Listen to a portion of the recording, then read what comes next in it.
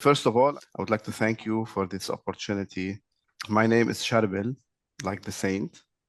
We spell it with a C in the Eastern. I am a member of Saint Sharbel family here in Lebanon since 23 years.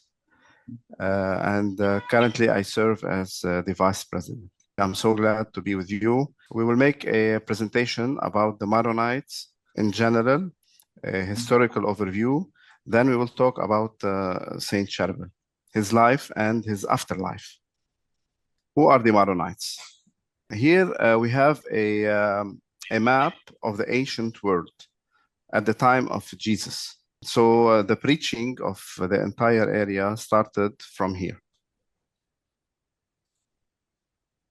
Okay, you can see here on the map two main villages that were mentioned in the Bible, Tyre and Sidon. Okay, and Lebanon is here currently. The boundaries of all the countries have changed so many times, but Lebanon itself, this region, which was called the region of Canaan, okay, has been always here and present in the Bible.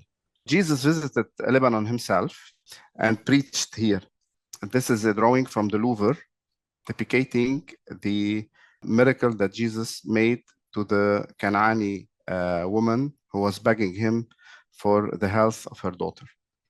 And there is a theory that the transfiguration of the Lord happened in one of the mountains of Lebanon. Lebanon is mentioned many times in the Bible. Here I state one: the glory of Lebanon shall come to you, the cypress, the plane, and the pine, to beautify the place of my sanctuary, and I will glorify where my feet rest.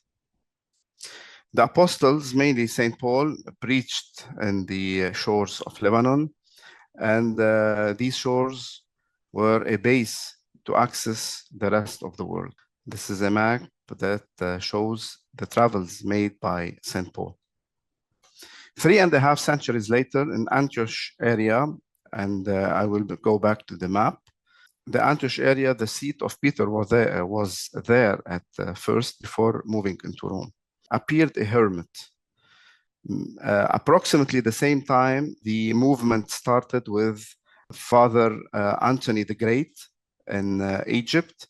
Here in the Antioch area appeared a hermit called Saint Maron. This is a photo of him. Saint Maron embraced the open air life. He chose a formerly honored temple for the impious. He consecrated the entire region to God, and he filled the space and the time with prayers. He was known for his deep prayers, for healing prayers.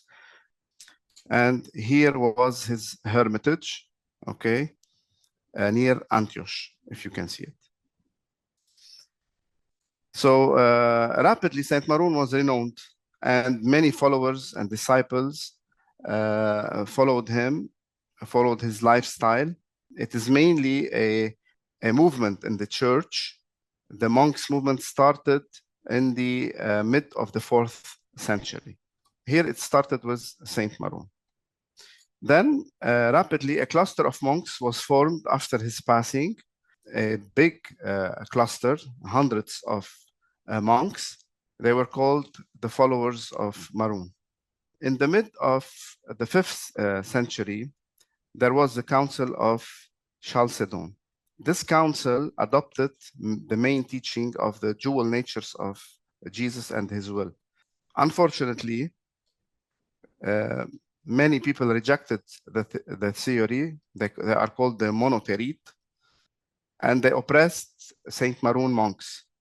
We celebrate in July 30th of every year the feast of the disciples of Saint Maron, who were martyred on that day for their faith.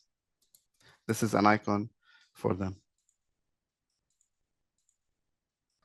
And there started the persecution, and they started fleeing to Lebanon. Lebanon had a very tough mountains that were not easily accessed by the invaders and the persecutors. This is a photo showing now there is a lot of cities around. This is my hometown. It's called Bsharre on the edge of the Qadisha Valley. This is the Qadisha Valley. Okay, if you can see the mouse also, where it was a main sanctuary for the Maronites to hide during the persecution. Another photo. Okay. The Lebanese people living in the mountains had formed around the monks who fled from the Antioch area a Christian community. So it's the Maronite Church, when it started not only from monks who were the disciples of Saint Maron, but also the lay people who were converted to Christianity, or some of them who had already been Christian in the area, because the entire coast of Lebanon was already a Christian by the disciples of Jesus himself. Okay, so the Christian community formed by the monks and the lay people, and soon, because of the persecution, the communication with Antioch was disrupted by two main factors. First, by the anti-Chalcedonians who persecuted the Maronites, then the Arab Islamic conquest. For these two reasons, the communication with Antioch was interrupted. So the Maronite bishops elected their first own patriarch. It was Saint John Maron around year 686. This is an icon of the Saint John Maron, the first patriarch of the Maronites, by the end of the 7th century. It went on for several centuries because severe persecution were there. So they had to dwell the mountains and flee from place to place in the hostile mountains of Lebanon. They chose the mountains for two main reasons. First, it wasn't easy for persecutors to invade these mountains, and they had no interest in it anyway, because no natural resources in these mountains. And the Maronites had two choices: either live on the coasts, where life is easier and wealthy, but no freedom of beliefs. They had to declare their Islam if they want to live in peace, or they had to live in a harsh lifestyle in the hostile mountains, but they can preserve their freedom of belief. And of course, they chose their freedom. And their main companion was Virgin Mary. That's why the Maronite patriarchal seat moved several times through their history, but all of the seats were named after Virgin Mary. Here you have the Lady of Kannubin in the core of the valley I showed you earlier. And this is Lady of Elij. It's near the hermitage of Saint Sharbel, somewhere in the mountains of Sharbel. The first centuries of the Maronite Church, you had a full community where families and monks lived in unity. Even lay people who are working in the farms and the fields, they hear the bells ringing. They had to leave their work and start playing with the monks. So it was a united community. The leader of this community was the patriarch himself. He was not only a spiritual leader, but also a social and political, and every aspect of the life was the patriarch who was the leader. The priests who helped the patriarch and the bishops were chosen from the community. Okay, they looked generally for pious people who had a good reputation and ordained them as priests. They were oftenly married. So that's why you have priests in the Eastern Church who are married priests. They are not monks. I will explain in few the difference between the monks and the priests of the dioceses. The choice they made, they had to live a simple but very deep life. They grinded literally the rocks in the hostile mountains to be able to sow some seeds, in addition to growing small herds for their daily life. They depended so much on the providence in all the aspects of their life. Working, with the nature, you have to depend on God's will.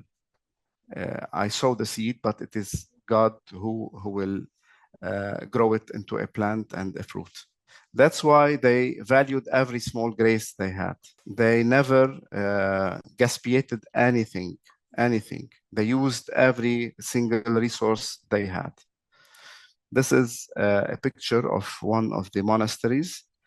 And you can see it's a typical site you can see in Lebanon where the rocks are made into planting areas. Okay, imagine this was done 15 centuries ago with bare hands, no technology or machinery to do this, just because they wanted to live in peace and freedom of faith.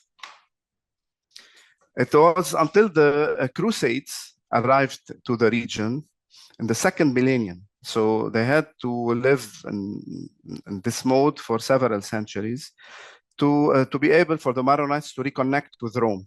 It was somehow a surprise for the Occidental Church, especially after the schism that happened in 11th century, to find that there is still a Christian community in the area which is following the Roman faith, the Roman Catholic faith. So a reconnection was established with Rome through the Patriarch Jeremiah II, Irmia in Arabic. He is the 32nd Maronite Patriarch. He was invited by the Pope Innocent III to participate in the Lateran Council in November 1215.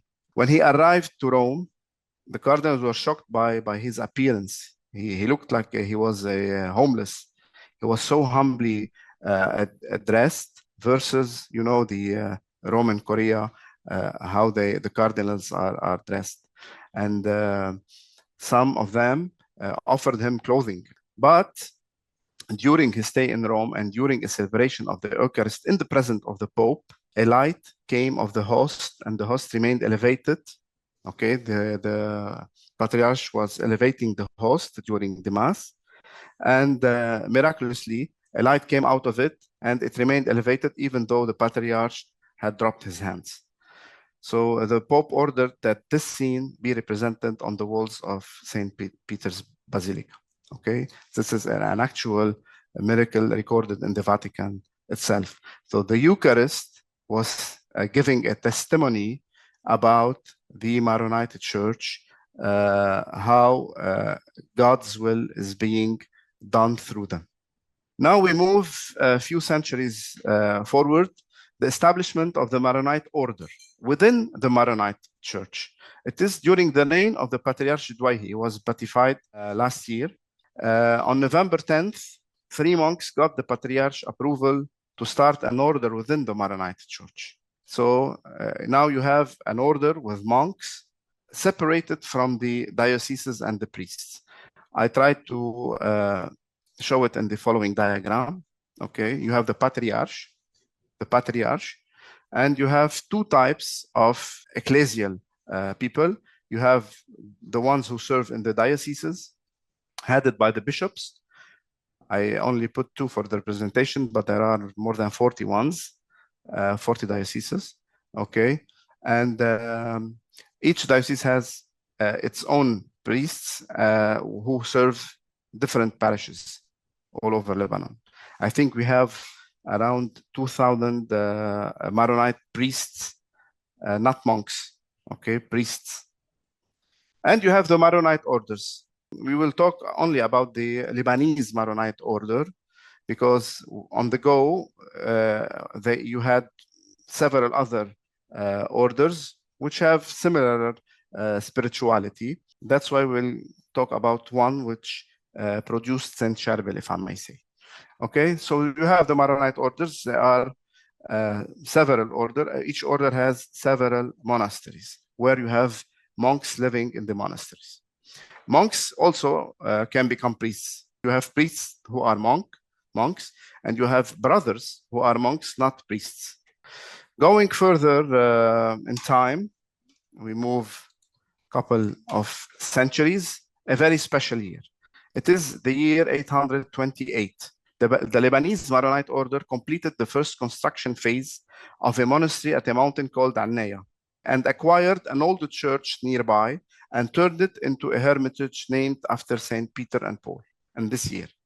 And this very special year, in May 8th, Saint Sharbel was born in Ba'kafra. Ba'kafra is a village at the northern Lebanon, overseeing the Kadisha Valley, also which I showed you earlier. His original name was Yusuf Makhlouf.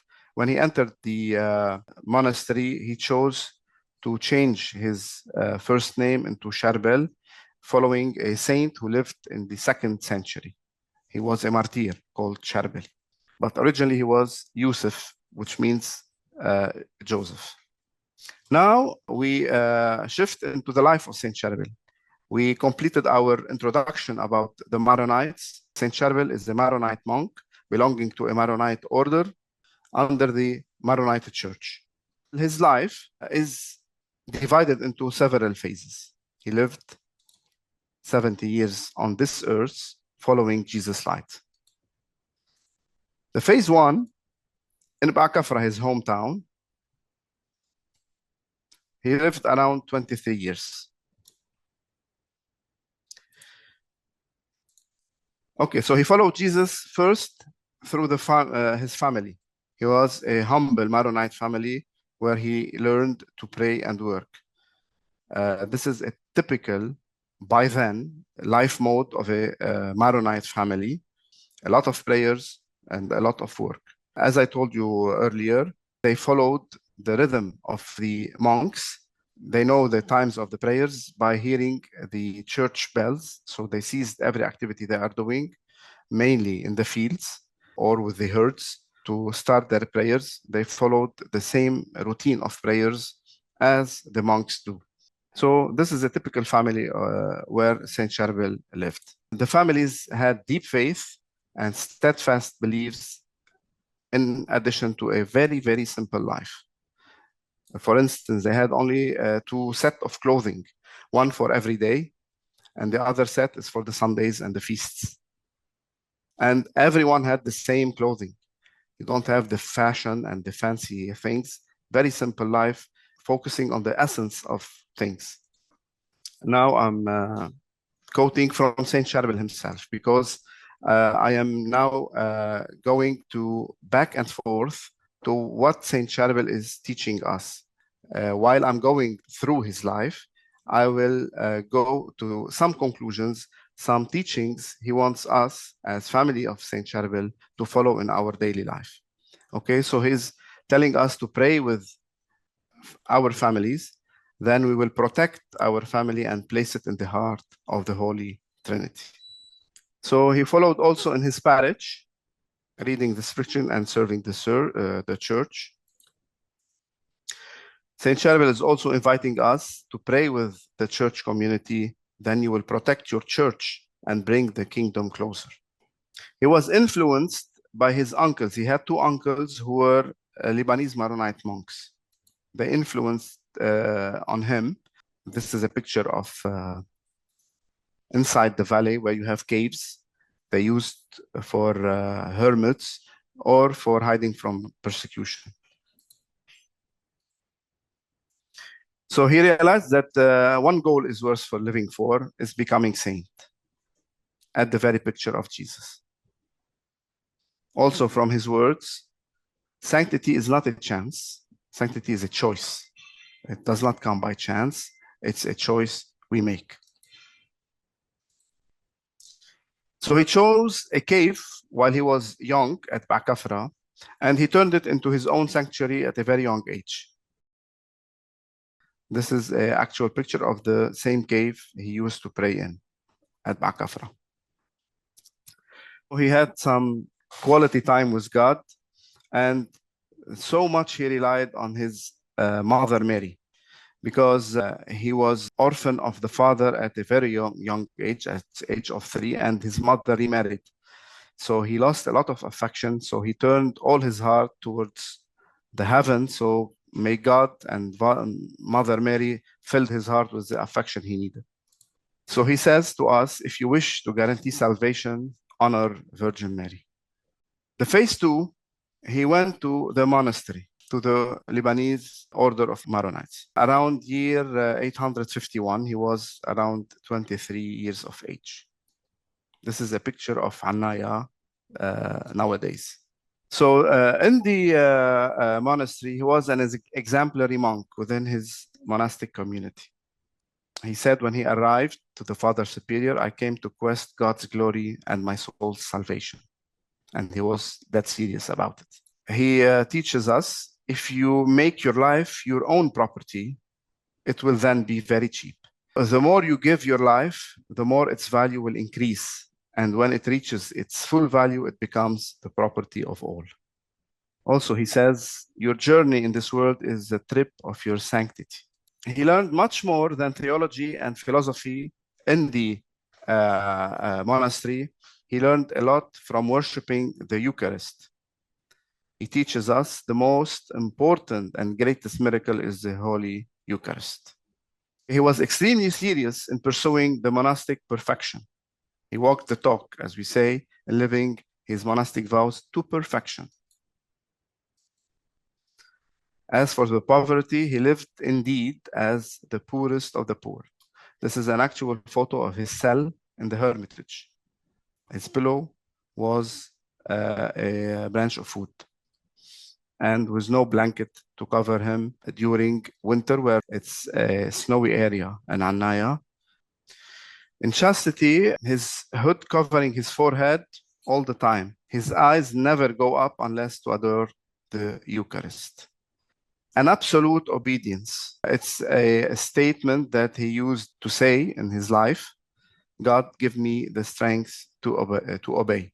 Whenever they asked him, because they knew his fellow monks knew how much he was obedient.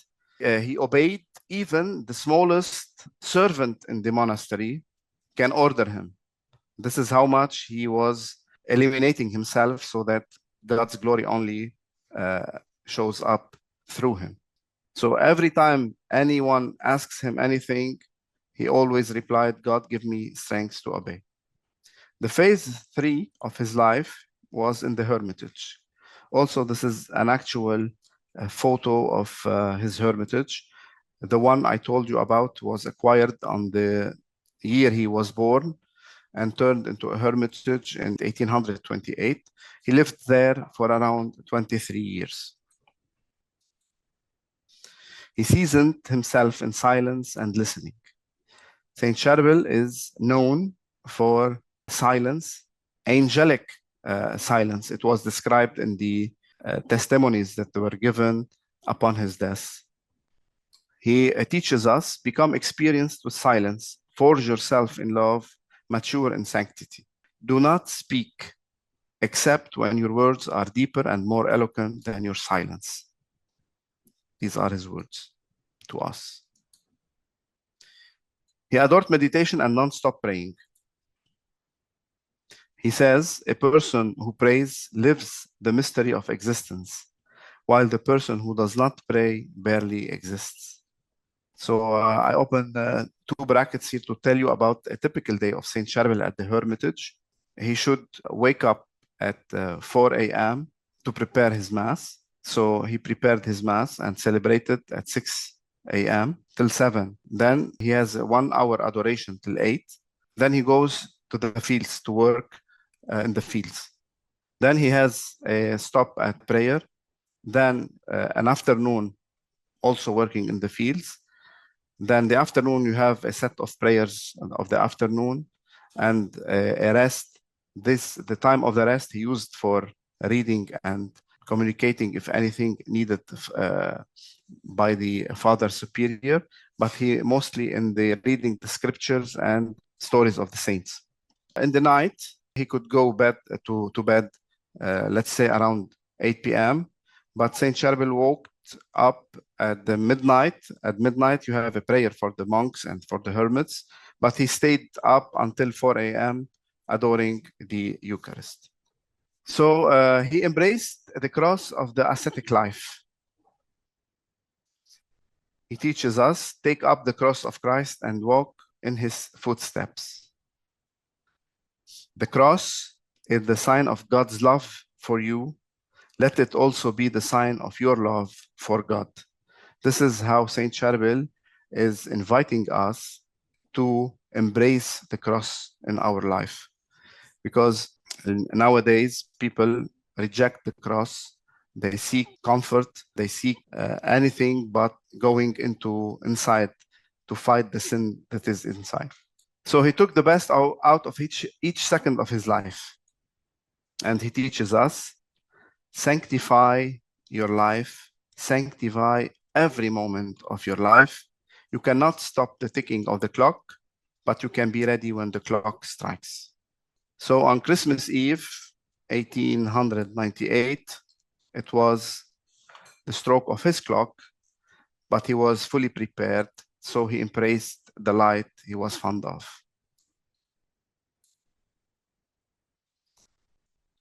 As a summary, we went from Ba'kafra up to the monastery and ended in the hermitage. But the story now begins with Saint Sharbel and us. This was a sanctification process. He teaches us the way of sanctity is from the field to the loaf, from the earth to the light, from the manger to the cross and resurrection. Walk it in the joy of the resurrection. So now Saint Charbel is in the midst of life. This is with us, with Saint Charbel family. After his death, light came out of his tomb.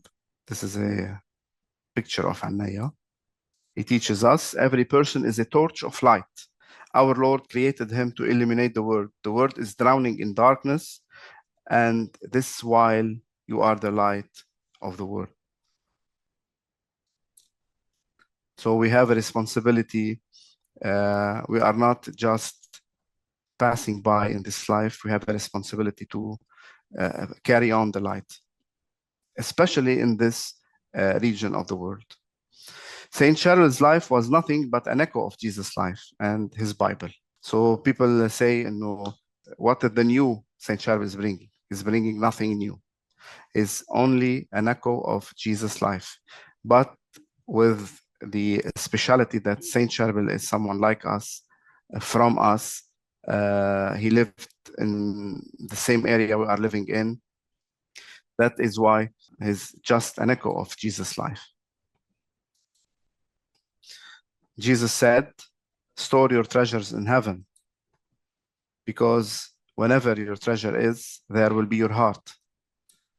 And Saint Charbel, through his poverty on earth, earned him the treasure in God's kingdom.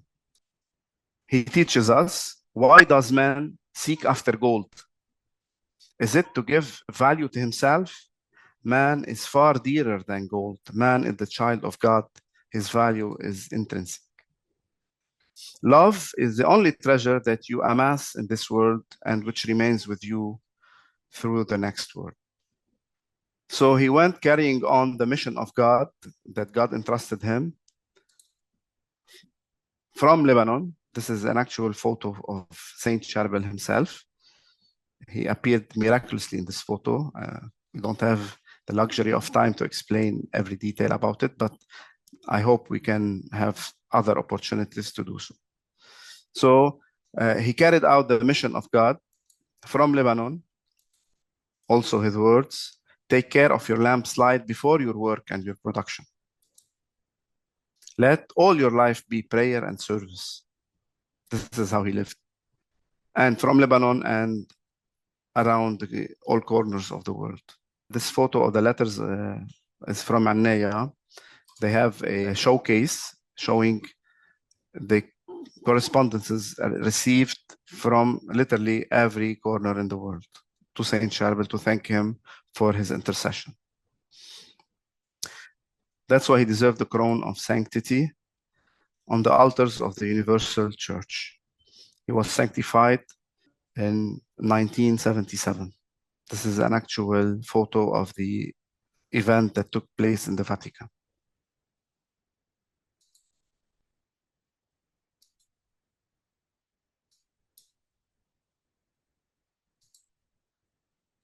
Today, he's attracting us to the Father's heart. This is a photo of a Mass celebrated by Saint Charbel family at Anaya.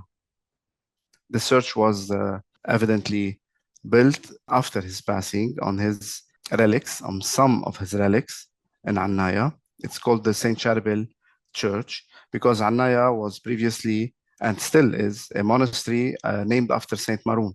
It's the monastery of Saint Maroon. There where lived Saint Sharbel. So he is entrusting us to the Father's heart. He's healing.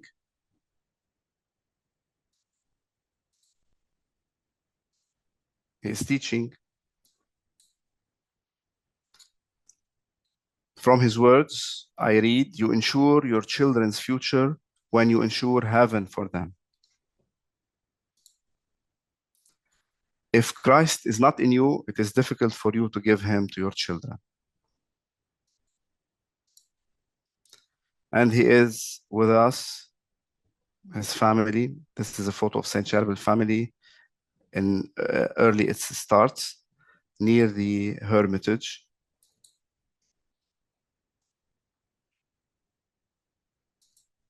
Those photos are from the early starts of Saint Charbel family as well.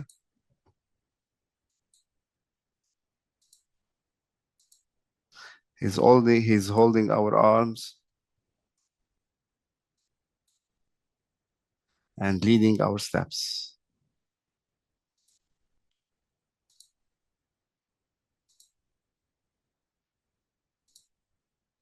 And thank you for listening.